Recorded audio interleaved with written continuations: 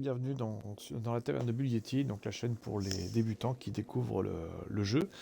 Donc, petite modification suite à la dernière vidéo où je vous avais laissé sur place, enfin arriver sur la zone du couchant, qui fait partie de l'extension Somerset, où je vous avais laissé dans un temps où il faisait beau, il faisait jour tout du moins, maintenant il fait nuit. Voilà, donc j'en ai profité pour avancer un tout petit peu pas très loin, juste le temps d'accéder à Alinor, qui sera où je ferai des vidéos pour vous expliquer un peu le reste.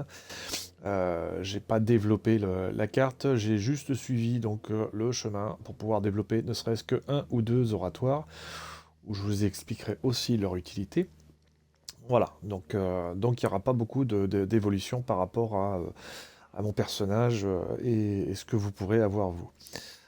Alors, quand vous allez arriver sur votre nouveau point, la première des choses que vous allez faire, c'est de voir un petit peu où vous vous situez, ce qui se passe un petit peu autour, et vous risquez aussi, quel que soit l'endroit où vous allez atterrir, vous allez être bombardé par un bon nombre d'informations qui risquent d'être assez perturbantes, d'où l'intérêt de savoir un petit peu à quoi ça correspond.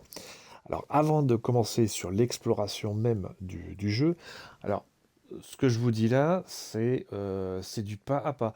Il est bien évident que lorsque vous allez commencer à jouer, vous n'allez pas forcément faire ce que je suis en train de faire là, c'est vraiment pour de l'explication. N'importe qui va arriver dans une zone va courir un peu à droite à gauche, discuter, voir, combattre, tout ramasser, et ainsi de suite. Voilà. C'est pas une ligne directrice à suivre. C'est simplement vous expliquer un petit peu ce que vous allez ce à quoi vous allez être confronté. Bon. Alors, on a en face de nous, là sur le couchant, on a en face de nous un donneur de quête. Je vais pas le prendre tout de suite, mais il va être intéressant pour découvrir une zone par la suite dont on va avoir besoin, histoire de gagner un peu de temps. Voilà, donc ça, je ne vais pas m'en occuper. On va tout de suite passer sur le menu en lui-même, parce que le menu, vous allez souvent aller le voir. Voir un petit peu comment c'est fait. Donc vous avez la boutique à couronne. Alors je vais la laisser de côté pour le moment parce qu'il va falloir que je vous explique un peu les devises. Les annonces, c'est toutes les annonces que le jeu peut vous envoyer, voir les guildes que vous pourrez, auxquelles vous aurez adhéré. Les notifications, non, les annonces, pardon, ça c'est Bethesda qui vous envoie les annonces. Donc là, on voit ce qui est à l'honneur. On sait qu'actuellement, alors au moment où je tourne, je suis en plein event du Festival des Bouffons que vous pouvez faire, mais c'est pas le plus intéressant dans le sens où vous allez devoir crapahuter pour pouvoir faire les quêtes. Donc pour le début, c'est pas l'event, enfin si vous tombez dessus, c'est pas forcément l'event le plus intéressant dans l'immédiat. Vous allez avoir des récompenses quotidiennes. Là, en l'occurrence, j'ai deux quêtes de la Mordecai. Allez, deux caisses de la Mordecai. Allez, on va les prendre. Voilà. La prochaine, c'est dans 1 heure et 1 minute. Eh ben, c'est très bien. Donc, ça va commencer le mois suivant. Ok. L'indicateur de zone, vous êtes sur le couchant. Bref. Donc là, on va passer très vite là-dessus. Si vous voulez voir ce qui est à l'honneur à ce mois-ci, bah, vous passez, voilà, tout ça. Mais on y reviendra par la suite. Donc, les annonces, on l'a fait. Ensuite, la collection. La collection, vous avez tout ce que vous allez récupérer, tous les cosmétiques, tous les animations que vous allez gagner, tout ça pour votre personnage purement cosmétique, vont se trouver ici. Voilà. Donc vous allez récupérer plein de choses, des montures, des familiers, des emotes. Je vous laisse aller voir. On va pas tous les passer en détail. Il y aura aussi des pages de style Gold. Alors vous verrez par la suite dans le jeu si vous en gagnez, comme par exemple là, actuellement dans l'event du Festival des Bouffons. Vous gagnez des pages de style Gold qui seront intégrées ici, automatiquement quand vous les apprenez. Alors, il faut savoir que les pages de style Gold, elles sont liées au compte. Donc, quel que soit le personnage que vous allez créer, vous pouvez avoir 12 personnages. Les 12 personnages auront accès à ce style d'armure-là, puisque c'est lié à votre compte. Par contre, il y a par la suite des pages de style, on verra ça un peu plus tard, Il y a des pages de style qui sont liées à des styles particuliers. Euh, Là, le fait de les apprendre, ça sera lié au personnage et non au compte. Donc, il faudra voir quel personnage sera le plus intéressant pour les apprendre. Je verrai ça dans la partie quand je traiterai les artisanats. Voilà, donc on sort de là. Les objets d'ensemble. Alors ça, c'est tout ce que vous allez apprendre sur des sets sur les sets. C'est-à-dire que quand vous allez évoluer dans la zone, vous avez des sets de zone.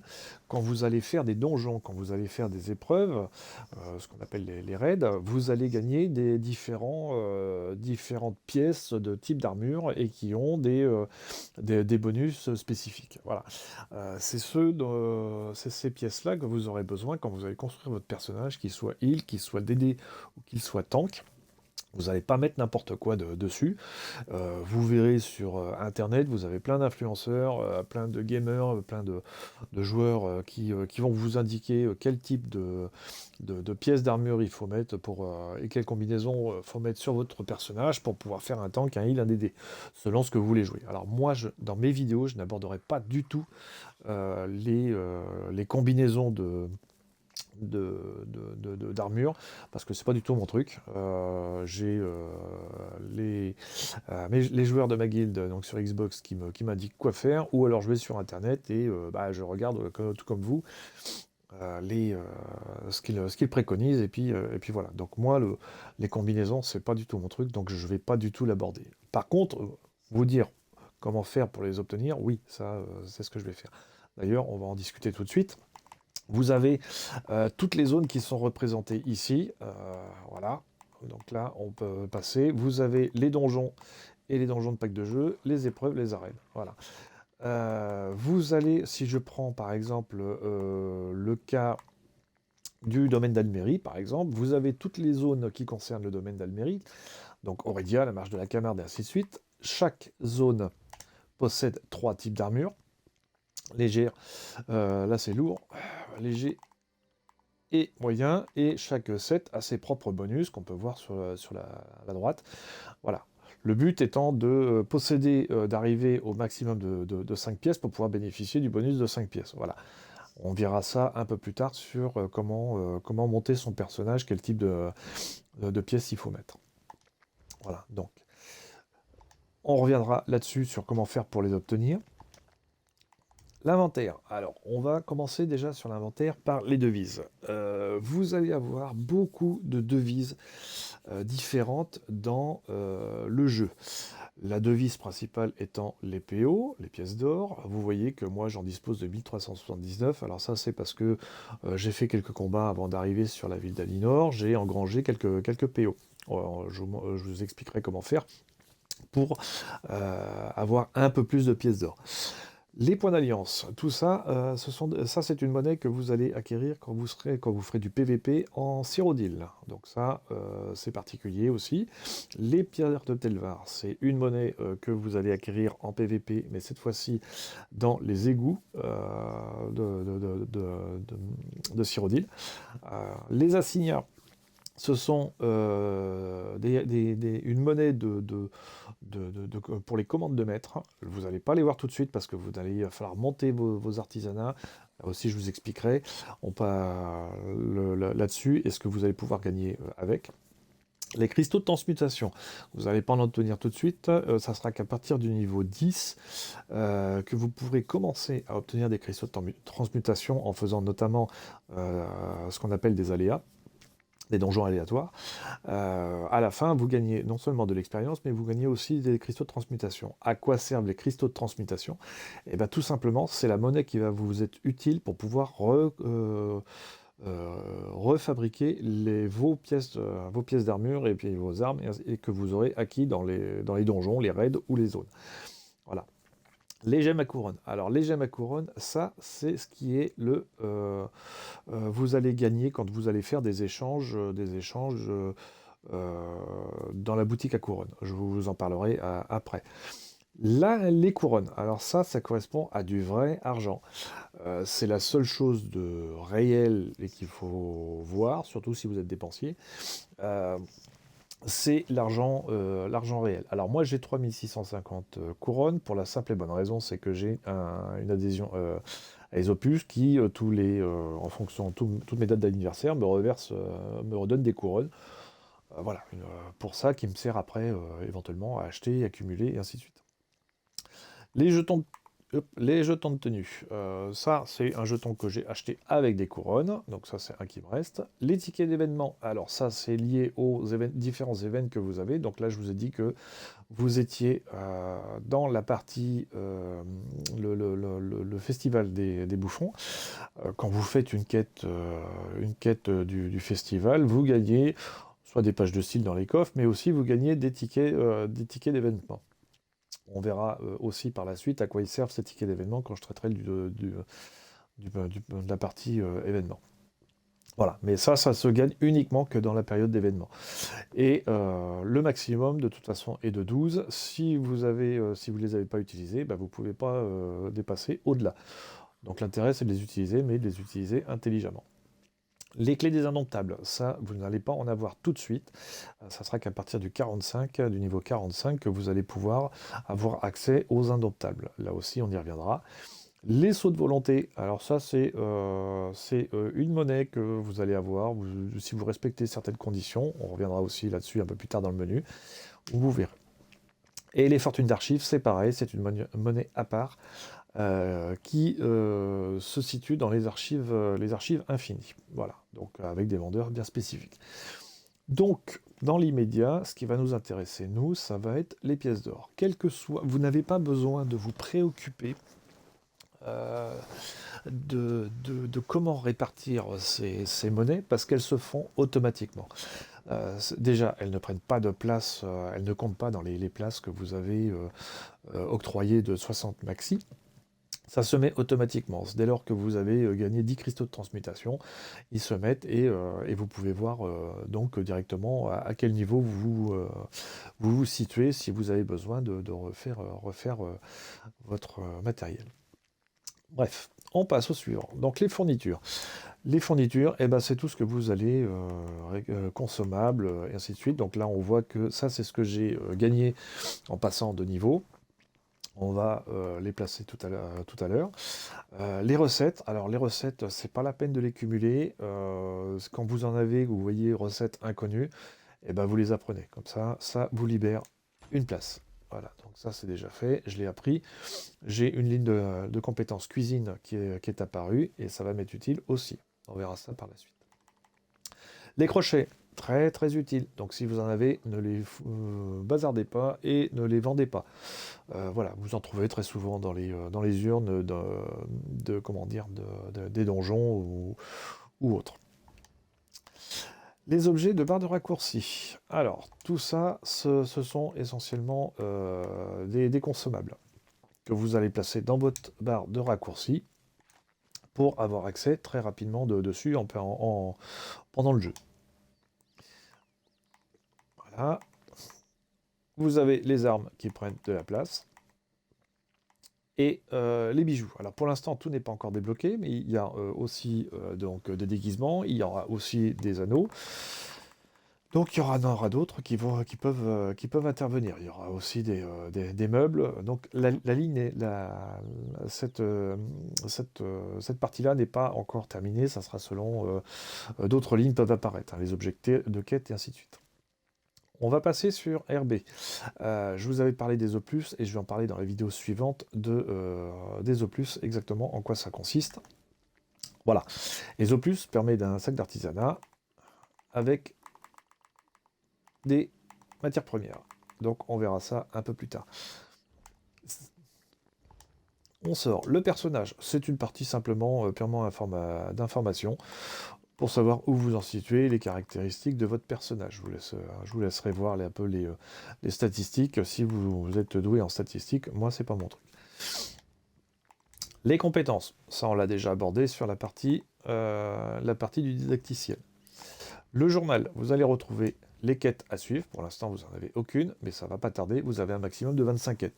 Je vous conseille d'y aller progressivement en termes de quêtes et de ne pas avoir trop de quêtes. Pourquoi? Parce que vous allez vite vous retrouver perturbé et vous allez plus savoir où vous allez devoir aller.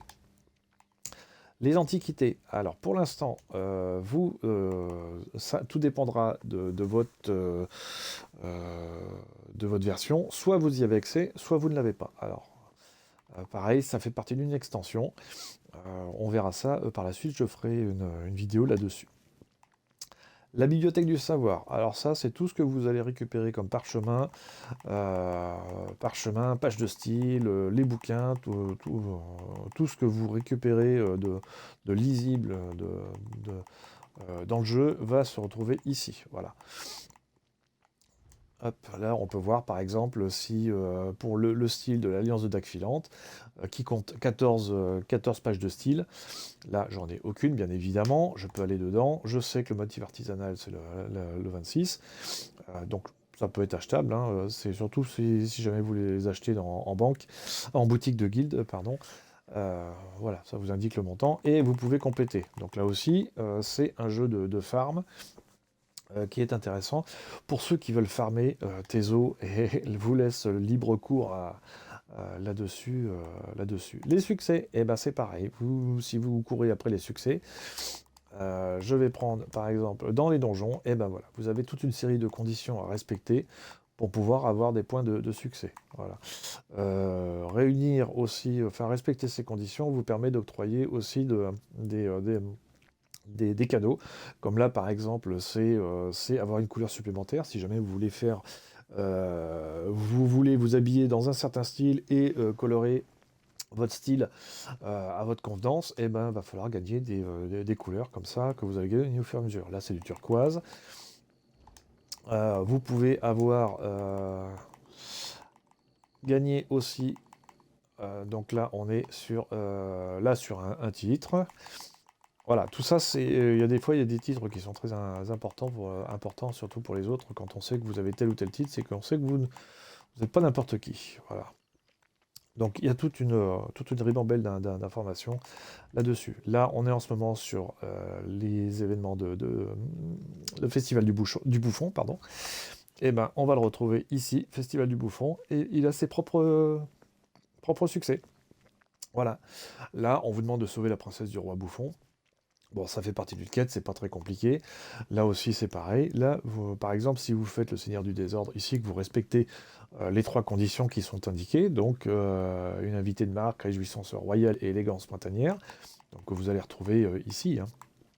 Là-dessus, vous allez gagner une couronne. Donc c'est ni plus ni moins que un chapeau, donc un ornement que vous allez gagner qui va se trouver dans votre collection pour pouvoir déguiser votre personnage. Voilà, donc c'est un ornement qui ne tient pas compte, qui ne rentre pas en compte dans votre stock. Hein. Ça, les prologues, c'est pareil, bah, vous avez gagné aussi, enfin bref. Donc vous avez tout un ensemble de succès, vous avez de quoi faire et de quoi vous amuser là-dessus. Les classements, alors je vais pas l'aborder, ça sera surtout pour ceux qui vont chercher à faire du score sur les archives, les archives arènes et autres. Quand vous êtes classé, vous avez des cadeaux qui vous sont transmis par la suite dans votre messagerie. Donc on sort de là. Le social. Le chat vocal, on s'en occupe pas. La discussion textuelle, oui, vous aurez très certainement et très souvent l'occasion de vous en servir, surtout quand vous allez discuter soit dans la zone, soit dans la guilde. Les emotes, c'est pareil. Bon, vous aurez l'occasion aussi de vous servir. Là, j'ai pas d'emote. Si, tiens, hop, voilà, par exemple, hop, voilà, j'ai fait une animation acclamée. Voilà, donc j'ai fait une emote. Il y en a plein d'autres hein, qui sont déjà, comment dire, préinstallés. Voilà, je suis en train de m'esclaffer. Hop, je vais me rapprocher. Voilà, donc il y a plusieurs emotes. Hein, vous avez de quoi vous amuser aussi là-dessus.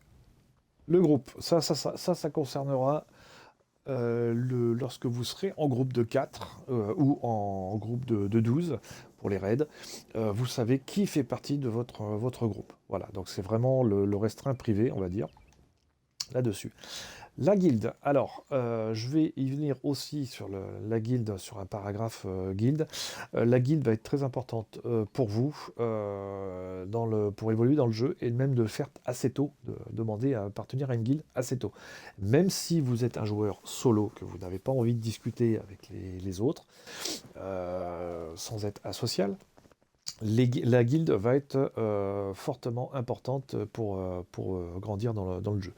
On y reviendra sur une partie suivante.